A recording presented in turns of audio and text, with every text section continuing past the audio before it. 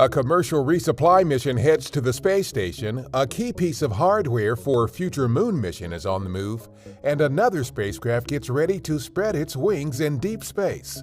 A few of the stories to tell you about this week at NASA. On August 1st, a Northrop Grumman Cygnus cargo spacecraft launched to the International Space Station from our Wallops Flight Facility. The Cygnus, named after late NASA astronaut Laurel Clark, was filled with more than 8,200 pounds of supplies and scientific research for the crew aboard the space station. Teams at United Launch Alliance's Decatur, Alabama facility recently packed up our Space Launch System, or SLS, rocket's interim cryogenic propulsion stage for Artemis 3.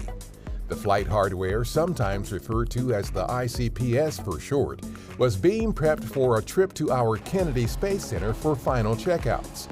During the Artemis 3 mission, the ICPS will provide in-space propulsion to send astronauts inside our Orion spacecraft to the moon. Engineers recently attached the solar array wings for our Psyche spacecraft.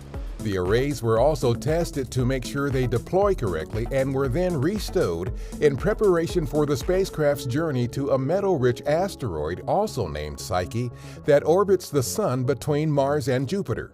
The huge arrays are designed to give the spacecraft the power it needs to operate in the low light of deep space. The mission is targeted for launch this October. Find out more at nasa.gov/Psyche. Registration is open for the 2023 NASA Space Apps Challenge. The two-day event, scheduled for October 7th and 8th, is the largest annual global hackathon. It is designed for people around the world to come together and use open data from NASA and other space agencies to solve real-world challenges on Earth and in space. Learn more at spaceappschallenge.org. That's what's up this week at NASA.